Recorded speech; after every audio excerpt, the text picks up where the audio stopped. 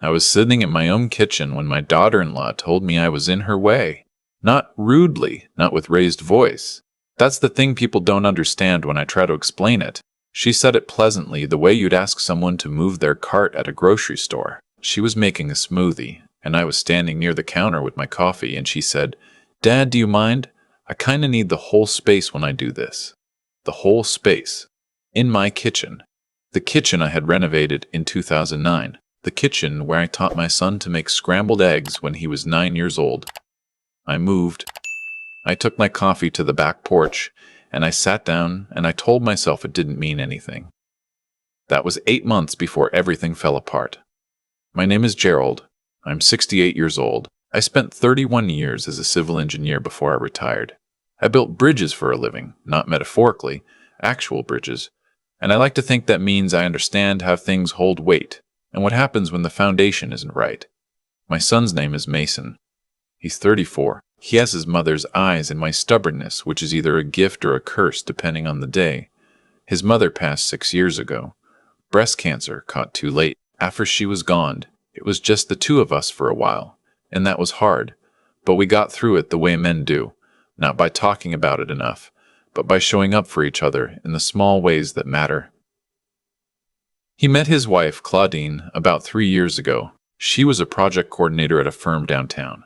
She was sharp, well-dressed, and she laughed at the right moments. I liked her, at first. I want to be honest about that. I had no instinct that she was dangerous. I just thought she was ambitious, and I thought ambitious was fine. They moved fast, engaged after 10 months. Married in a small ceremony, 14 months after they met. I flew Mason's aunt from Phoenix, and we had a dinner at a nice Italian place, and I gave a toast, and I meant every word of it. 6 months after the wedding, Mason lost his job. The company restructured. It wasn't his fault. These things happen. But Claudine was not the kind of woman who adapted gracefully to things that weren't supposed to happen. The apartment they were renting was expensive. Her car payment was expensive. Their life was expensive in a way I hadn't fully seen from the outside. Mason called me one Sunday afternoon and asked if they could stay with me for a little while, just until he found something new. 3 months, maybe 4. I said yes without hesitating. That's what you do. The first month was fine. Mason was applying to jobs. Claudine was still working, and the house felt alive in a way it hadn't since my wife passed. I cooked dinner some nights.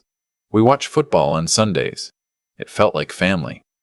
The second month, things shifted. It started with the television, which I realize sounds petty to say out loud, but stay with me. I had a routine. I'd been keeping it for years. Morning coffee, a walk if the weather allowed, then the news at 7. Not because I particularly enjoyed the news, but because my wife and I used to watch it together, and I hadn't been able to break the habit, and honestly I didn't want to. Claudine started coming downstairs around 7:15. At first she'd just scroll her phone on the other couch, then she started sighing. Then one evening, she picked up the remote and changed the channel while I was mid-sentence reacting to something the anchor had said. I looked at her. She looked at me. She said, "Sorry, I just can't do the news right now. It's too much." I turned it back after a moment. She didn't say anything else. But then it happened again, and again. And one night she said not unkindly, "Dad, do you think you could watch that in your room? I do my decompressing out here and the news is really bad for my nervous system." Her nervous system. In my living room. I looked at Mason. He was looking at his phone. I said nothing. I went upstairs.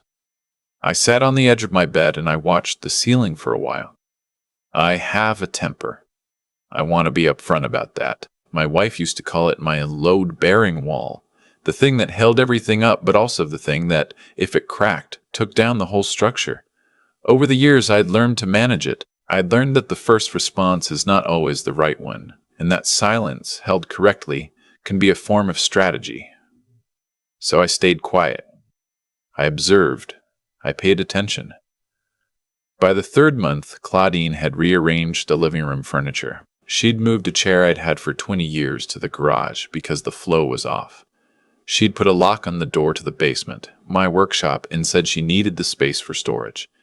She'd started referring to the house as our place in conversations I could hear her having on the phone. Mason didn't contradict any of it. That was the part that hurt most. He's not a bad person, my son. I want to say that clearly. He's someone who loved a woman and didn't want her to be unhappy, and those two things made him blind in ways I don't entirely blame him for. I've been blinded by love before. I know how it narrows the field of vision. But there was a night, a specific night, when something crystallized for me. I'd come home from a hardware store. I had a bag of supplies for a repair I was going to do on a section of fence in the backyard. I walked in through the front door, and Claudine was on the phone in the kitchen. She didn't hear me come in. I wasn't trying to listen, but she was speaking loudly, the way people do when they've forgotten anyone else is in the world. She was talking to someone, a friend, I assumed, and she was saying, "He's sweet, but he's in the way. We need this place for ourselves. I'm working on it." I stopped at the bottom of the stairs. I didn't move for a few seconds. Working on it. I set my bag down quietly. I went back outside. I sat in my truck in the driveway for 20 minutes, and I thought about what that meant. She wasn't talking about me being in the way of her smoothie routine. She was talking about something larger, something with a plan attached to it. I started paying closer attention after that. I'm not a suspicious man by nature, but I am an engineer, and engineers look at systems. They look at inputs and outputs, at load and stress, at what's visible and what's hidden in the walls. I started looking at my house the way I look at a structure I'd been asked to evaluate. Claudine had been handling some of the household mail. She'd offered to, a few weeks in, and I'd let her because I was distracted and it seemed harmless. I went through the mail one afternoon when she was at work, and Mason was out for a run. There was a letter from a real estate law firm. It was addressed to Mason. I didn't open it. I'm not that kind of man. But I held it in my hands for a long time. I did something I hadn't done in years. I called my old friend Philip. Philip is 72, recently retired, and spent his career as a title examiner at a county clerk's office. If you want to know how property records work, Philip is your man. I invited him for coffee. I told him what I'd seen, not just the letter, but everything, the pattern of behavior, the way Claudine had been positioning herself, slowly and consistently, as the person in charge of this household, the locks on rooms, the furniture moved, the language he used. Philip listened without interrupting, which is one of his best qualities. When I finished, he set down his coffee cup and said, "Gerald, I think you should pull your own deed and look at it." I said I was the only one on the deed. He said, "Pull it anyway." I drove to the county recorder's office the next morning. I stood at the counter and I asked for a copy of the deed to my property. What I found stopped me cold. 4 weeks earlier, a quitclaim deed had been filed. It showed my name, it showed Mason's name, and it showed a transfer of partial interest in the property to Mason and Claudine jointly. My signature was on it. I had never signed that document. I stood at the counter for long enough that the clerk asked if I was all right. I told her I was fine. I took the copy. I walked to my truck. I sat down. I stared at that document and I went through every moment of the past 3 months trying to find the gap. The moment when I might have signed something I didn't read, something buried in a stack of papers, something slipped in front of me at the wrong moment. There was a day, about 6 weeks earlier. I'd been doing my taxes, which I do the old-fashioned way. Printed forms at the kitchen table. Claudine had come over and said there was some paperwork for the home warranty renewal. They'd signed up for some plan, she said, and needed me to sign the homeowner portion. I'd looked at it briefly. It was several pages. I signed where she pointed. That's where it happened. That's where I handed her my house. I did not panic. I have lived long enough to know that panic is not a tool.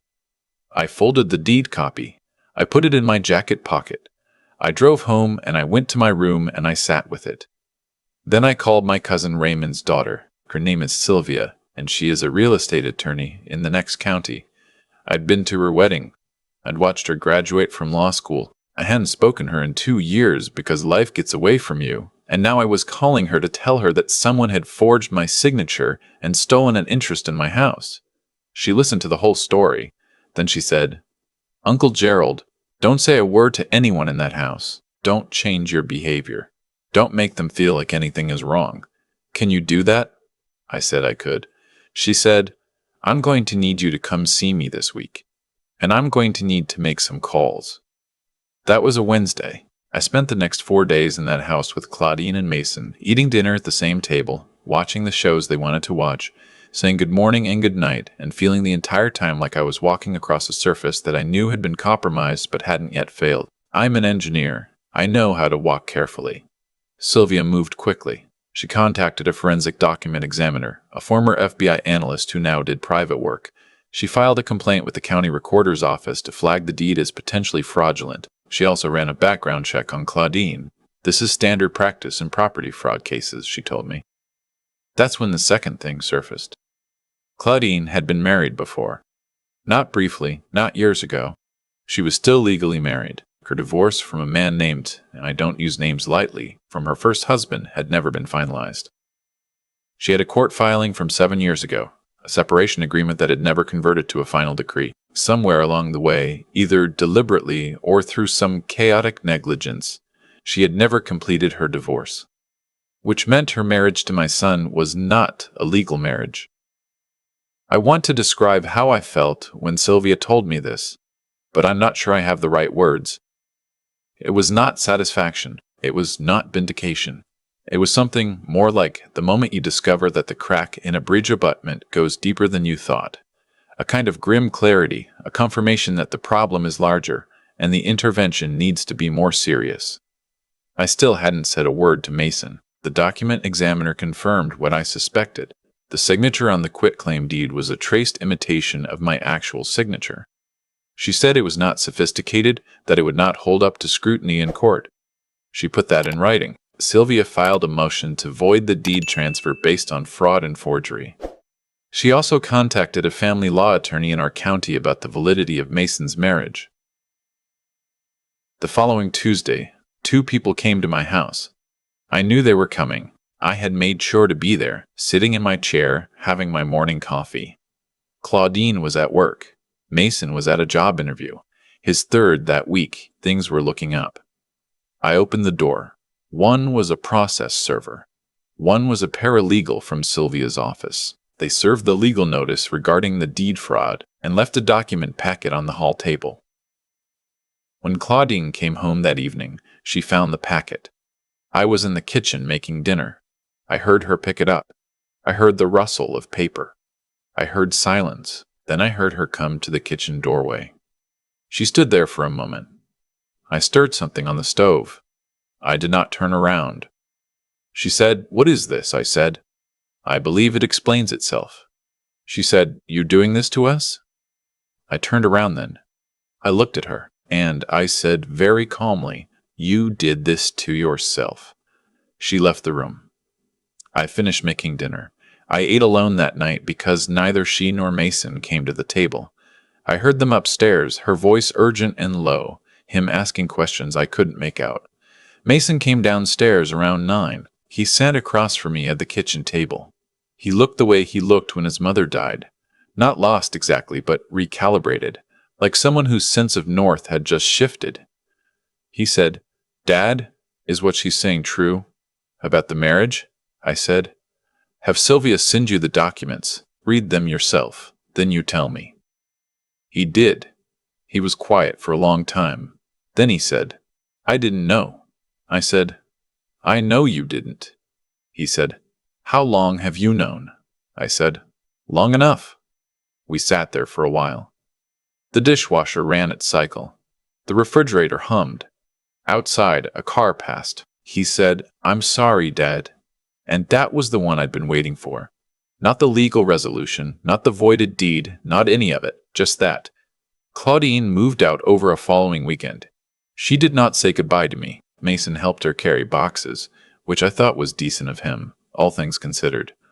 The marriage was annulled, or rather, its invalidity was formally established, which is slightly different but means the same thing in the end. The quitclaim deed was voided. The county recorder's office referred the forgery matter to the district attorney's office. I don't know what will happen with that. Sylvia says these things move slowly. What I do know is this. Mason still lives here. He's got a new job now. A good one. We've had some conversations that were overdue by several years. We've talked about his mother more in the past 3 months than we had in the 5 years before. I think grief, when you finally stop managing it, tends to find the surface on its own. He asked me once, about a month after Claudine left, why I hadn't said anything sooner. why I let it go on as long as I did. I told him what I told my crews when they were learning to evaluate an aging structure. You don't condemn a bridge the moment you see a crack. You document it. You verify it. You understand the full extent of the damage before you act. Because if you act too soon on incomplete information, you make it worse. He thought about that for a while. Then he said, "That's the most engineer thing you've ever said." I laughed. It was the first time I'd laughed in a while. My kitchen is mine again. I stand at the counter with my coffee in the mornings, and there is room for me there. I watch the 7 o'clock news in my living room, in my chair, with the volume at whatever level I please. I haven't moved the chair back from the garage yet. I think I'll get a different one. Something I chose for myself after all of this, that doesn't carry anything with it. Some things you rebuild from what was there. Some things you build new. I know how to do both. Before I go, where are you watching from today? Drop your city and time in the comments. I read everyone. And if this story meant something to you, hit subscribe. There's more coming, and you won't want to miss it. I've thought a lot about what I would have done differently. That's the honest answer. I've sat with this story long enough that I've had time to pick it apart, to find the seams, to ask myself where I went wrong and where I went right. The place I went wrong was the moment I signed without reading. I know that now in a way I didn't know it then. I was distracted. I was tired. I trusted the environment I was in, my own kitchen, my own son standing nearby, and I let that trust stand in for attention. That's a lesson I paid for in ways I'm still processing. But here's what I want to say about that, because I think it matters. The mistake didn't define the outcome. What defined the outcome was what I did after I understood the mistake. That's the part nobody tells you enough. Everyone talks about not making errors. Nobody talks about what happens after you make one, whether you collapse under it or whether you straighten up and start thinking clearly. I chose to think clearly, not because I'm exceptional, because I had no other option that I could live with. Claudine made a calculation. She looked at me and she saw a man in his late 60s, living alone, emotionally attached to his son, probably too proud to ask for help. And she decided that combination made me manageable. She wasn't entirely wrong about the pieces. She was entirely wrong about the conclusion.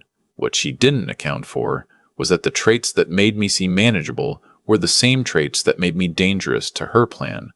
I don't act fast. I don't react out of emotion. I document. I verify. I find the right person. And I ask the right question.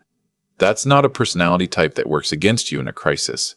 It's the only personality type that works at all. Mason is my son. He made choices that hurt me, mostly by not making choices when he should have. I understand that. I've been someone who loved another person so much that I stopped seeing clearly, and I know how that feels from the inside. It doesn't look like weakness when you're in it. It looks like loyalty. What I want him to carry forward, what I hope he takes from all of this, is that real loyalty is not the same as compliance. Standing beside someone you love does not mean standing by while they do damage. The bravest thing Mason did in this whole story was the night he sat across from me at that kitchen table and said he was sorry. That took more than anything else he'd done in months. The house is still standing. The deed is clean. The mornings are quiet in the way I like them. And I think about something my wife used to say. She had a phrase she'd use when something had been unfair and then corrected itself. She'd say, "Well, things find their level." She wasn't talking about anything mystical. She just meant that if you're patient and honest and you don't stop paying attention, reality tends to sort itself out eventually. She was right. She usually was.